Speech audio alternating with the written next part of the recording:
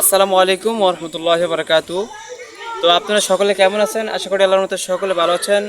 তো আজকে প্রায় অনেক দিন পরে চলে আসলাম নতুন একটি ব্লগ নিয়ে। তো শুধুমাত্র আপনার সাথে সাক্ষাৎ করার জন্য। তো আপনারা কে কোথা থেকে ভিডিওটি দেখতেছেন প্লিজ আপনারা কমেন্টস করবেন।